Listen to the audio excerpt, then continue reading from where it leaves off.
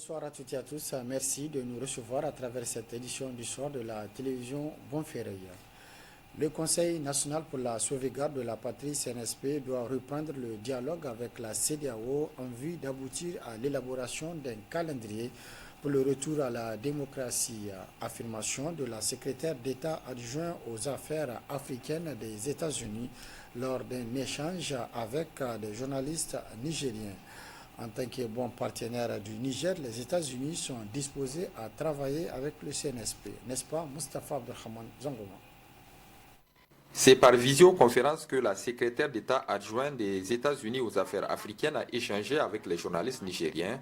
Les échanges se sont déroulés le jeudi 26 octobre 2023 dans l'enceinte de l'ambassade des États-Unis au Niger. Ils ont permis de clarifier la position des États-Unis d'Amérique vis-à-vis du Niger et de son peuple suite au coup d'État du 26 juillet 2023. Nous reconnaissons que le président Bazoum a été destitué et nous reconnaissons également que le CNSP est l'autorité qui dirige actuellement le Niger. La reconnaissance du coup d'État intervenu au Niger a eu pour incidence l'évocation de l'article 70-08 qui a amené les États-Unis d'Amérique à suspendre leur assistance financière au Niger, plus de 442 millions de dollars. La coopération militaire a également été suspendue. Les États-Unis d'Amérique, qui réaffirment qu'ils sont un bon partenaire du Niger, n'ont pas suspendu l'aide humanitaire, alimentaire et sanitaire au peuple nigérien qu'ils estiment ne pas être responsable des événements intervenus le 26 juillet 2023. Les États-Unis, qui invitent le Conseil national pour la sauvegarde de la patrie à ouvrir les négociations avec la CEDEAO dans la perspective d'un rétablissement de l'ordre démocratique. Et en la matière, ils suggèrent aux autorités militaires de s'inspirer du modèle historique nigérien. Heureusement, le Niger présente un bon modèle historique auquel vous pouvez désormais vous référer. Dans le passé, lorsque l'armée a pris le contrôle du gouvernement civil, elle a pris la décision de redonner le pouvoir aux dirigeants civils. Ce qu'il faut donc établir, c'est un calendrier rapide pour remettre votre pays sur la voie de la démocratie. Il faut un calendrier électoral rapide. You need a swift timeline to elections. Academic research shows that des recherches universitaires montrent que si l'on ne parvient pas à restaurer la démocratie dans les 2 ans suivant un coup d'État, le pays ne réussira pas. Le pays prendra du retard. Nous pensons donc qu'il est important que le Niger suive son modèle historique de restauration militaire rapide du pouvoir aux dirigeants civils. Restoring power swiftly to civilian leadership. Sur la question de l'accréditation de la nouvelle ambassadrice des États-Unis au Niger, la secrétaire d'État adjointe aux affaires africaines estime que ce sont des formalités administratives qui retardent sa prise de fonction. L'ambassadrice Fitzgibbon doit fournir aux autorités au pouvoir un document officiel signé par le président Biden. Et le problème, c'est qu'elle ne l'a pas. Nous sommes en train d'œuvrer de Washington pour qu'elle ait le document. Une fois qu'elle aura, elle le présentera au CNSP. Et j'encourage tout le peuple nigérien à faire connaissance avec notre ambassadrice car c'est une grande diplomate et elle sera une bonne partenaire du peuple nigérien. Si les autorités nigériennes le souhaitent, Kathleen Fitzgibbon peut déjà commencer à travailler sous réserve de la présentation de ses lettres de créance et d'accréditation. En clair, les États-Unis d'Amérique attendent du CNSP des propositions concrètes en termes de calendrier de transition. De ces propositions dépendront la reprise de certains volets de la coopération, dont celle militaire, qui ne fait pas partie du chapitre 70-08. Le Front patriotique pour la sauvegarde de la patrie a animé ce samedi après-midi un point de presse objectif à informer l'opinion nationale et internationale du report de la marche suivie de meeting prévu se tenir le 31 octobre prochain. Sur place, les responsables de ce Front patriotique ont étalé les raisons de ce report. Boubacar Amadou et Omar Boukari pour les précisions. La marche suivie de meeting que projette d'organiser le Front patriotique n'aura pas lieu. Les organisateurs expliquent les raisons qui ont conduit à son annulation. Il vous souviendra que il y a 2 semaines de cela, nous avons annoncé une manifestation, c'est-à-dire une grande manifestation, une marche suivie de sit-in de la place Toumont au rond-point Escadrille le 31 octobre 2023. Ce point de presse s'inscrit dans la logique de vous préciser que cette manifestation n'aura plus lieu. Nous l'avons annulée pour des raisons qui suivent. C'est que toute la semaine, du lundi au vendredi, il y aura des mouvements militaires. Donc pour éviter toute infiltration et tout débordement, le Front patriotique pour la souveraineté s'est inscrit dans la logique d'annuler cette manifestation. Le Front patriotique, par ce point de presse, a dénoncé l'émission du gouverneur de la région de Niamey dans les affaires des organisations de la société civile. Anas Djibril et ses camarades en appellent aux autorités de transition à mettre les Nigériens dans leurs droits en traquant tous les délinquants financiers. Nous tenons à rappeler qu'au Niger, personne n'est au-dessus de la loi. Nous ne rentrons pas dans une guerre de clans.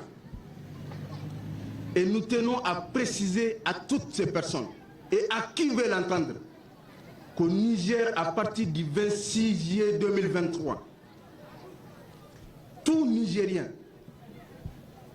tout étranger qui serait impliqué dans des sales dossiers, qui serait impliqué dans des complicités pour liquider ou détruire nos forces de défense et de sécurité, qui serait impliqué dans des complicités pour dilapider les ressources naturelles du sol et du sous-sol nigérien. Quel qu'en soit le statut de la personne, quelle qu'en soit la provenance de la personne, si elle est impliquée, elle doit être jugée, traduite devant les juridictions, jugée et sanctionnée proportionnellement à son degré d'implication dans le détournement des deniers publics, qui qu'il soit. Le Front patriotique pour la sauvegarde de la patrie entend continuer ce combat citoyen jusqu'à la libération totale du Niger et de son peuple, meurtri par plusieurs années de mal-gouvernance. Et puis les langues, c'est délire par rapport à l'ancien président de la République, Issoufou Mahamadou. Nombreux sont les citoyens nigériens qui attendent que l'ex-président soit mis à la disposition de la justice. Au niveau donc de la société civile, les acteurs disent comprendre cette position citoyenne et s'engagent à la faire aboutir. D'autres précisions avec Sidi Kouarouna. Au fur et à mesure que s'installe la transition militaire au Niger, les exigences citoyennes se font aussi connaître. Parmi celles-ci, la demande maintes fois renouvelée de voir l'ancien président Issoufou Mahamadou mis à la disposition de la justice. À tort ou à raison, certains citoyens estiment son nom lié à plusieurs scandales politico-économiques qui ont causé du tort à l'État nigérien ou à des Nigériens. Au niveau de la société civile, plusieurs acteurs, pas de moindre, disent comprendre la position de ces citoyens et entendent militer activement pour la satisfaction d'une telle revendication. L'ancien président Issoufou Mahamadou, comme vous le savez, nous avons reçu l'information qu'il a autorisé l'installation de ces bases militaires-là gratuitement. Gratuitement parce que quand vous prenez le cas de Djibouti, le budget de la Djibouti est pris en charge par ce que les Français reversent à la Djibouti parce qu'ils louent le terrain. Il y a un certain nombre de prestations de services aussi qu'ils payent. Sénégal, ils payent. Au Tchad, ils payent. Mais ici, Issouf les a permis de s'installer gratuitement. Au-delà de ça, vous savez, sur cette base, il n'y a pas que des Français. Il y a des Italiens, des Allemands, des Américains. Et les Français se permettent de louer l'espace que Issouf les a attribué gratuitement à tout ce beau monde-là pour récupérer de l'argent. Ils font un fonds de commerce. Donc pour nous, Issouf Mahamadou doit être traduit devant les juridictions pour haute trahison. L'exigence de voir Issouf Mahamadou derrière les barreaux n'est pas seulement l'apanage du Front patriotique pour la sauvegarde du Niger.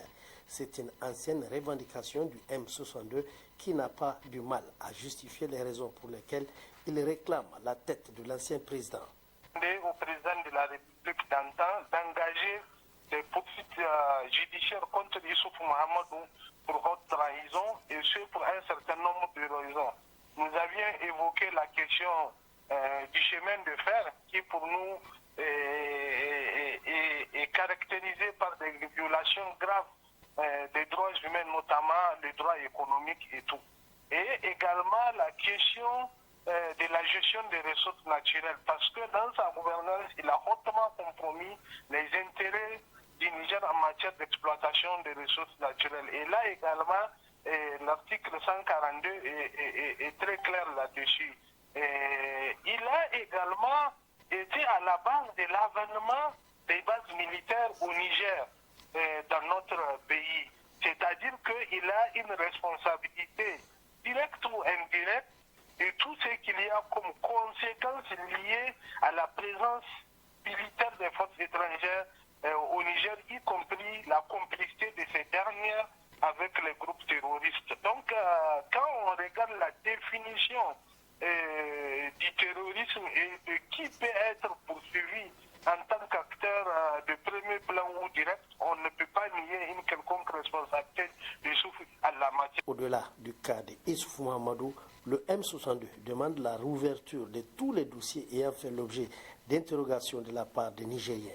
Selon le M62, qu'il s'agisse de l'Iranium Gate au MDN Gate en passant par l'affaire de l'avion présidentiel, toutes ces questions-ci doivent être éclaircies pour un bon départ de la transition. Aujourd'hui, ce que les Nigériens attendent, c'est véritablement que la COLDEF puisse être véritablement rapidement mise sur pied et qu'elle commence son travail, et ce, en toute indépendance, et qu'il y ait des hommes capables qui puissent. Parce que nous ne pouvons pas comprendre que depuis l'annonce de la COLDEF, jusque-là, les choses ne bougent pas véritablement. Donc, il y a une attente à ce niveau.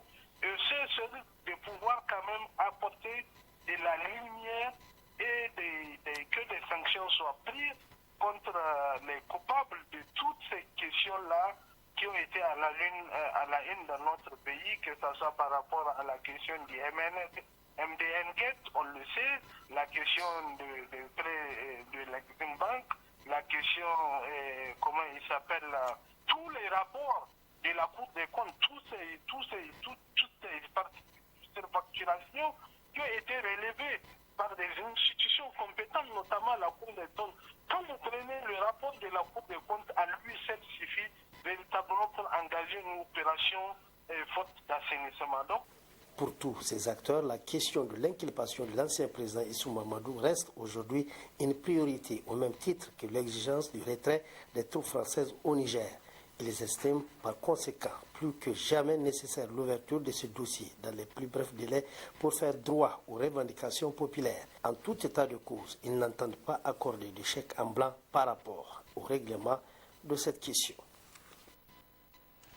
Autre aspect de cette édition, à l'instar des autres pays de la planète, le Niger célèbre ce jour la journée mondiale des AVC. Ici au Niger, c'est l'ONG Alerte AVC qui a célébré cette journée à travers des séances de dépistage. Plus de précision dans ce compte rendu. L'ONG Alerte AVC Niger marque la journée mondiale AVC à travers cette séance de dépistage au profit de la population nigérienne. En fait, c'est dans le cadre de la journée mondiale de l'AVC qui est célébrée chaque 29 octobre dans tout le monde. Et le Niger, à l'instar des autres pays, en tout cas, commémore cette journée.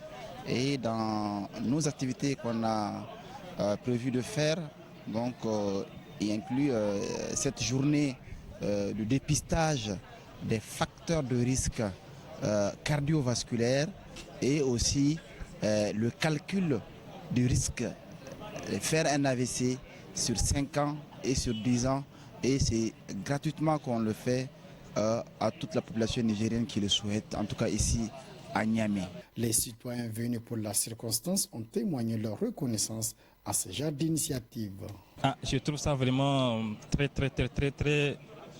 important parce que vous n'êtes pas sans savoir au Sahel, donc cette maladie d'AVC, elle fait tellement de ravages parce que c'est la maladie qui fait beaucoup de ravages parce que personnellement dans ma famille, je connais un cas d'un cousin qui est parti comme ça. Malheureusement, il n'a pas pu avoir de prise en charge et c'est ça qui a fait raison qu'il est parti. Je suis venu pour voir les risques que j'aurai d'ici 5 ans ou 10 ans au niveau du AVC. Donc quand l'ONG a fait ses campagnes, donc automatiquement j'ai dit bon, je suis nigérien, je suis intéressé à ça, donc je suis venu prendre les trucs.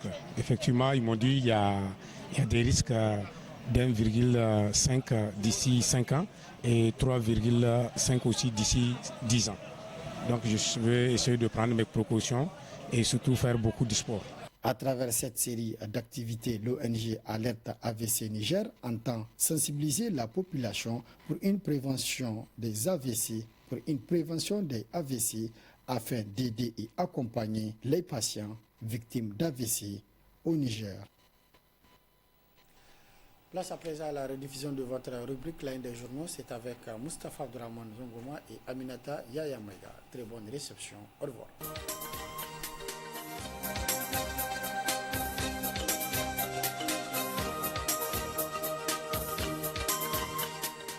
À présent, la revue de la presse de Bonferré et c'est avec Moustapha Abdourahmane Zongoma. Bonsoir Moustapha. Bonsoir Aminata. La participation du Niger au forum sur la paix de Lomé au Togo fait la une du journal Le Monde d'aujourd'hui. Le confrère relève que les balles du général Toumba ont fait mouche.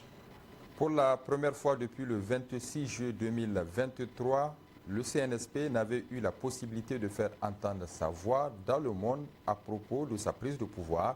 Même la communauté économique des États de l'Afrique de l'Ouest, la CEDEAO, l'organisation régionale à laquelle appartient le Niger, n'a pas daigné écouter ce pays avant de le condamner. Au Forum international sur la paix et la sécurité qui a été organisé à Lomé au Togo, le Niger a trouvé un porte-message à la hauteur pour expliquer à l'international les tenants et aboutissants de la situation qui prévaut au Niger, à la personne du général de brigade Toumba Boubacar. Le ministre de l'Intérieur du Niger n'avait guère mâché ses mots pour marteler la position du CNSP devant les velléités de ceux qui ont tenté de rétablir le président Bazoum dans ses fonctions. Mieux, il avait averti la communauté économique des États de l'Afrique de l'Ouest, la CEDEAO et tous ceux qui seraient tentés d'organiser une opération militaire pour libérer Bazoum, à moins que ce ne soit un cadavre que l'on veut remettre sur le trône. C'est du pur fantasme, a-t-il laissé entendre. On arme les terroristes, on affaiblit les armées nationales en leur refusant de s'équiper pour se renforcer et on fait appel aux forces étrangères pour venir combattre des soi-disant terroristes et le tour est joué. La France est capable de mobiliser des moyens militaires importants, notamment des véhicules blindés pour venir attaquer le Niger, alors que cela fait plus de 10 ans que sa participation à la lutte contre le terrorisme au Sahel est sujette à caution. La CEDEAO peut se réunir également d'art pour annoncer la réactivation de ses forces en attente, alors qu'elle n'avait jamais montré la moindre solidarité vis-à-vis de ces États du Sahel face à cette épreuve douloureuse qu'est le terrorisme. Pour le général Toumba, c'est aux Africains d'assurer leur propre sécurité et non par quelqu'un venant de l'extérieur. Toute la problématique réside pour lui dans les moyens militaires qui font défaut aux pays du Sahel. C'est tout cela que le ministre d'État Toumba était allé asséner à Lomé. C'est du grand Toumba qu'on a vu, du costaud, à l'image de son physique impressionnant qui a pu faire entendre la voix du Niger et de la transition nigérienne qui aura gagné en visibilité et en crédibilité internationale. Le quotidien privé, l'enquêteur analyse la prise de mesures de sanctions individuelles contre les responsables du CNSP par l'Union européenne et c'est sous le titre « L'Union européenne, gendarme autoproclamé aux méthodes contestables, veut sanctionner le CNSP ». Le lundi 23 octobre 2023, l'Union européenne, lors d'une réunion à Luxembourg et dans un élan paternaliste et dénué de nuances, a adopté un cadre juridique de sanctions des membres du Conseil national pour la sauvegarde de la patrie, le CNSP du Niger, la junte militaire qui s'est emparée du pouvoir à la suite du coup d'État intervenu le 26 juillet 2023.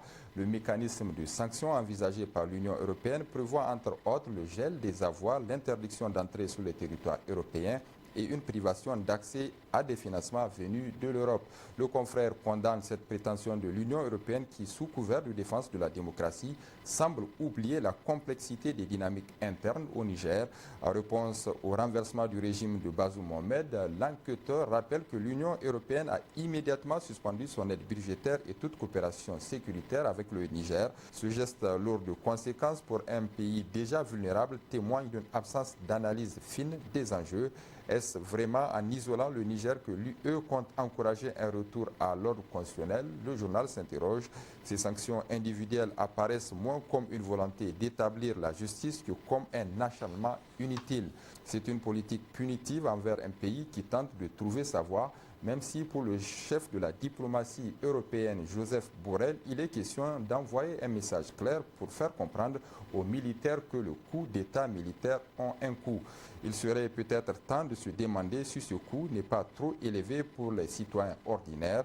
Lorsqu'on sait que le Niger est déjà frappé par des sanctions de la CEDEAO et de l'UEMOA, ces mesures additionnelles risquent de créer davantage l'instabilité. L'exception concernant l'aide humanitaire, bien que nécessaire, ne peut occulter un fait majeur. En privant le Niger de ressources essentielles, l'Union européenne ne fait qu'aggraver la précarité de la situation. Au lieu d'adopter une attitude coercitive, l'Europe gagnerait à établir un dialogue constructif en reconnaissant les particularités et défis auxquels le Niger est confronté. L'hebdomadaire Le Renouveau numéro 30 du 25 octobre 2023, lui, analyse le gouvernement du CNSP. Le confrère estime que la machine zen peine à démarrer. Nommé le 7 août 2023 par le Conseil national pour la sauvegarde de la patrie, CNSP, Lamine Zen est plus dans la navigation à vue que dans la technocratie attendue en pareille circonstance, estime le confrère. Sans programme social et économique clairement défini, Lamine Zen et ses ministres semblent déconnectés des attentes des citoyens. Programme social et économique clairement défini, Lamine Zen et ses ministres semblent déconnectés des attentes des citoyens. Les réponses aux innombrables défis qui se dressent devant les Nigériens se font attendre. Bien entendu, une bonne partie des écueils ne datent pas d'hier, mais la réalité est devenue nettement plus rude ces 2 derniers mois.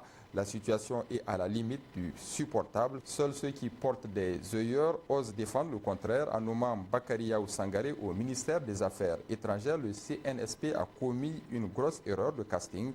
Tout laisse deviner que l'actuel ministre des Affaires étrangères n'est pas le diplomate capable de provoquer une embellie dans les relations tendues qu'entretient le Niger vis-à-vis d'une bonne partie de la communauté sous-régionale et internationale. On a vu le ministre du Commerce et de l'Industrie totalement impuissant face à la folle envolée des prix sur les marchés. Il est clair que le Fonds de solidarité pour la sauvegarde de la patrie mis en place par le CNSP ne peut aider à remonter la pente. Lamine Zen et son gouvernement n'arrivent pas à faire la preuve de leur capacité à endiguer les effets négatifs des sanctions qui frappent le Niger depuis le déclenchement des événements du 26 juillet dernier. C'est dire que le bout du tunnel est encore loin. Avant de nous quitter, Aminata, on découvre ensemble ces autres titres de journaux parus cette semaine. Il y a d'abord le journal Le Canard en Furie numéro 350 du 23 octobre 2023 qui a titré « Amère vérité, le Conseil national pour la sauvegarde de la patrie doit le savoir, on construit avec des maçons du cœur, pas avec des termites et des rongeurs ». Niger Inter Hebdo numéro 123 du 24 octobre 2023. Front politique au Niger, la Sainte Ligue, Hamma Amadou, Bazoum Mohamed. Et puis enfin, la une du journal L'Actualité numéro 727 du 23 octobre 2023. Mal gouvernance sous le règne de Bazoum, plus de 600 milliards de marchés frauduleux octroyés par affinité. Moustapha Zongoma, merci. Merci Aminata Yayamega. Merci également à vous de nous avoir suivis ici sur Refem cette édition d'information. Excellente soirée en compagnie des programmes de la télévision Bonferré.